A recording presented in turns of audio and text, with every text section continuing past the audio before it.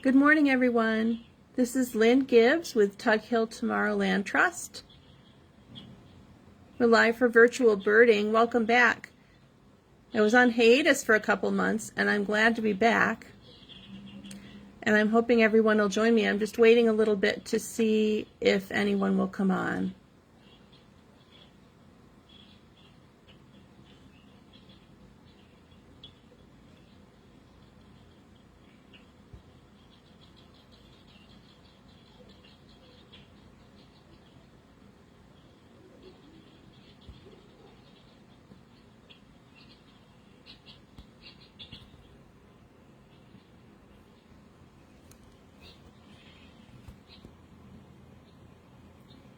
Good morning, good morning. Good morning, everyone. Welcome back to Virtual Birding. This is Lynn with Tug Hill Tomorrowland Trust. How are you doing? Send a hi or a comment. Let me know you're here. Today we're going to be talking about bird nests since it is the season. Has anyone seen a brood of birds fledge yet?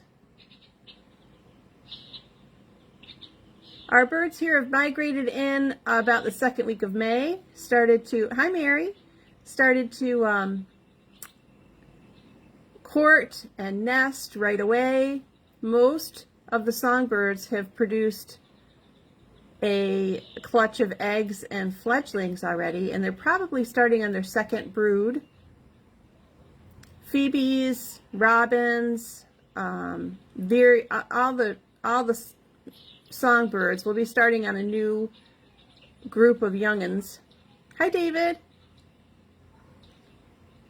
So what I'm showing you is one type of nest, and this should help you too in the wintertime if you find nests, but also help you find where nests are.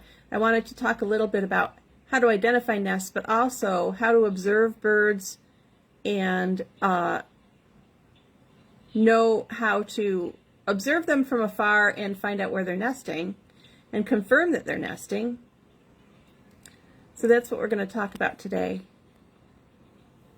Mary or David, do you have any bird's nest you've been watching?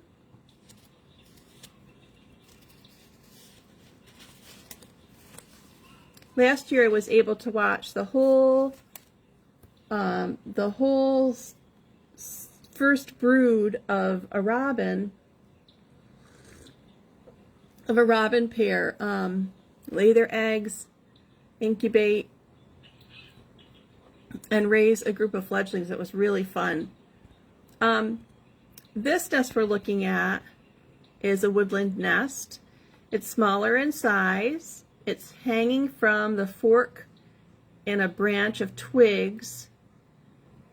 Any guesses for what kind of a bird it is? You can see it's built of various materials. Looks maybe like some spider webs, some grapevine, some grasses, maybe a little moss in there. It'd be hanging about mid-height in a tree. This nest is made by a red-eyed vireo. They like to make their nests in deciduous trees and hang them from the fork, not on top of the fork, but they wrap those twigs and grasses and things around the twigs so that it hangs in the tree. Pretty cool. The construction is really neat. Oh, David, robin under your porch steps. Awesome. Are they nesting there now? I've read that robins do not stay in the same nest every brood, so they'll relocate their nest. And I believe that because the robins that I observed last year were very surreptitious. Once they had eggs in the nest that was in the bush outside my window, they I would watch them and they would kind of hang around the yard a little bit, hop around, take a good look around to make sure there weren't any predators nearby before they went like under the bush and hid a little bit and then would go up into the nest, so that really no one would know where their nest was. Sometimes you have to watch birds carefully to see where their nest is, because they do protect it well. So this red-eyed vireo nest is really conspicuous in its construction, and that's one of the ways that you can identify nests is by construction. First, though, is by location. Location, location, location. Here's another type of nest. I don't know if you can see that very well in my camera. Sometimes birds will pick a particular height to be away from predators. They might pick the ground because they can camouflage their nest well, like a killdeer or an ovenbird. They might choose way high up in the tree because that's where they eat all their insects. This particular nest is a pendulous nest. It hangs like a cup from the tree, and this is an oriole's nest. Usually way high up in the tree, and they like to strip materials from old milkweed, use grasses, nice soft materials, and they weave it in there. It's just amazing how these nests last for a long period of time. I mean, you can identify the place where the bird is nesting, obviously, if you have a bird box, a nesting box, if you see the robin under your front porch steps, if you can see it, maybe you have a mourning dove in your flower pot, that kind of thing. But you can also observe behaviors. There may be courting behaviors, agitated behavior, birds, trying to display, like a turkey fluffing its rear feathers to attract the female. Or you may see, like with chimney swifts, you'll see usually groups of 3 flying, and 1 is the female and 2 are the male. There might be a group harassing the female. All of that is probable behavior. Confirmed breeding is if you have the bird in hand, you can see a brood patch. You might also see birds collecting nest materials and carrying it to a site. And you might also see birds who are removing fecal material from a nest. So if you see lots of fecal sacs, maybe under a cavity in a tree, you might look up and observe that cavity for a while. Excuse my dog, he's going to growl. So all those behaviors are ways to locate a nest, and you could observe a nest with a spotting scope or binoculars to confirm that behavior and confirm that location of the nest. Now this nest is, I believe, a cedar waxwing's nest. They like to get right in the crotch of the tree. They nest in small evergreens or deciduous trees in edge habitat. And the nest cup is really, can you see it? It's kind of raggedy. It's not real neat. They just kind of pack stuff in there. And it doesn't have any mud or anything like a robin does. And they use lichen on the outside of the nest.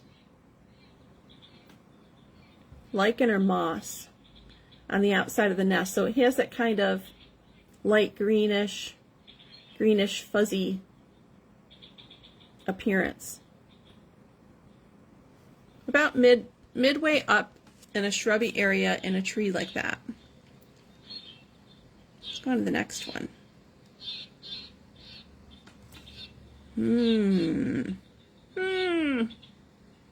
Lots of thin grasses, very thick-walled.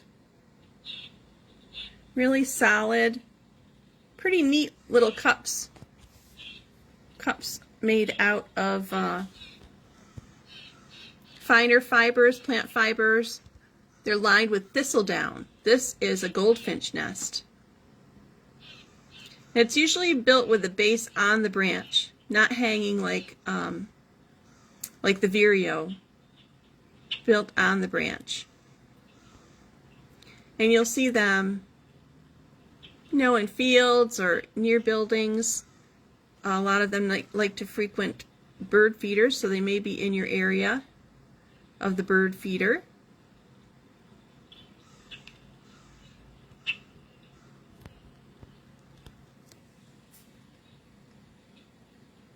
I'm going to scroll to the next one. Now, of course, you can confirm nesting if you find eggs in the in the nest. This is a least flycatcher nest, and you can see that it's resting on really sturdy branches. They like to put that nest in a very stable place. And you can see again it's made out of the fine grassy materials. It's about 1.5 inches across. It's pretty small and narrow.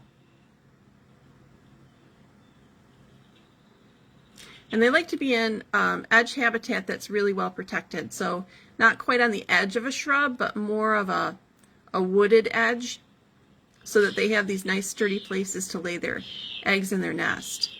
You can see some moss and lichen on the outside of that nest. So we're sensing a pattern that, birds will create nests close to their food source, close to a water source, of course. Food, water, shelter, all those necessary items.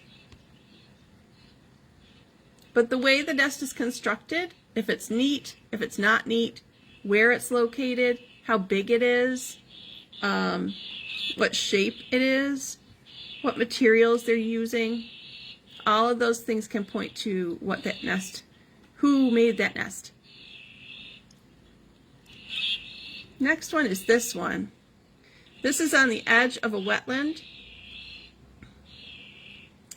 in grasses. Sometimes these can be confused with catbird nests, but they don't have any grapevine. They're built into a tuft of grass. And this is a red-winged blackbird nest.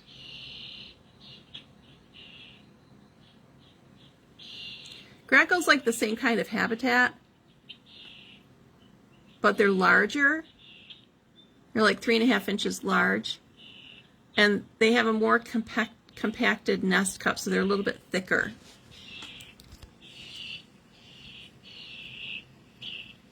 And this one,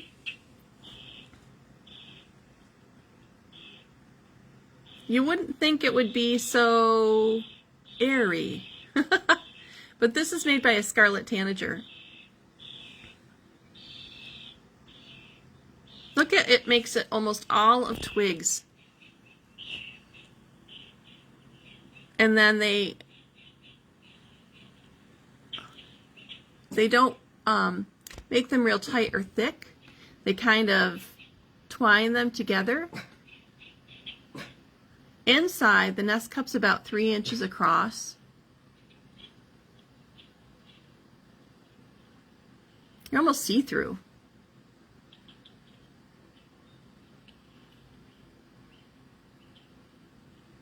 Tanagers nest really high in the tree, and so they build nests similar to rose-breasted grosbeaks, but rose-breasted grosbeaks nests will be in younger bushy trees, whereas a scarlet tanager's nest will be higher up in the tree.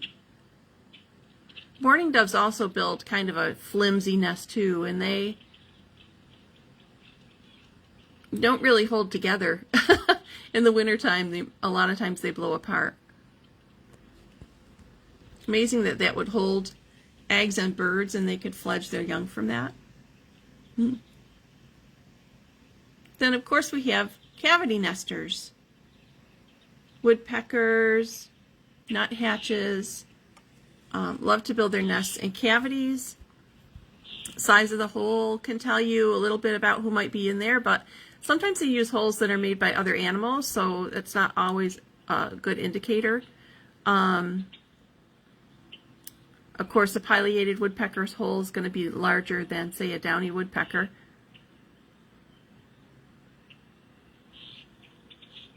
Yellow-bellied sapsuckers, chickadees also will use cavities. So it's fun to watch if you have a cavity nearby you, to sit at a distance, use your binoculars or your spotting scope, and just watch for a while and see if you see any birds going in and out. Owls also will use cavities, larger cavities. So all sorts of nests to look for. I'm going to scroll down to kind of an illustration of different bird nests for you to look at. So you can see here all the different construction types from hanging nests to resting nests to different sizes, different places in the trees. These illustrations come from a really great book by Bernd Heinrich. I don't know if you know Bernd Heinrich, but Bernd Heinrich is just a wonderful naturalist. He's written a ton of books, and he has a book about nests. And this comes from that. But you can see the different sizes there, the vireo nest in the middle there. And then the nest perching in the tree, steadier tree fork.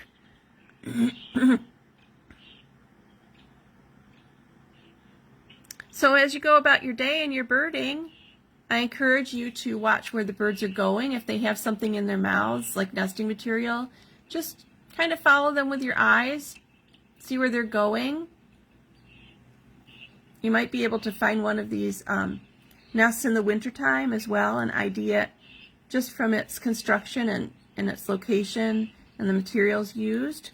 But you might also be able to follow that bird and watch that nest all season while it makes a brood. We had a pair of phoebes, eastern phoebes, build one nest over our light. They like flat surfaces, and they build kind of larger nests with moss.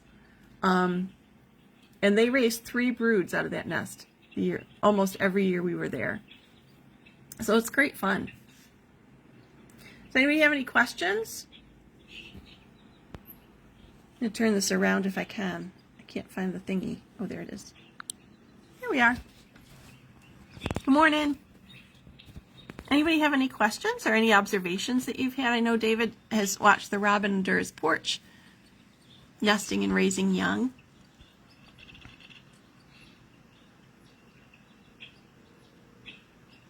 It's so nice to be back for virtual birding. I'm glad that you joined me this morning, and we'll be back at 5 o'clock. I may be a little more organized, usually more organized at 5 o'clock than I am at 10. So if you want to come back and join me, we'll talk about nests again.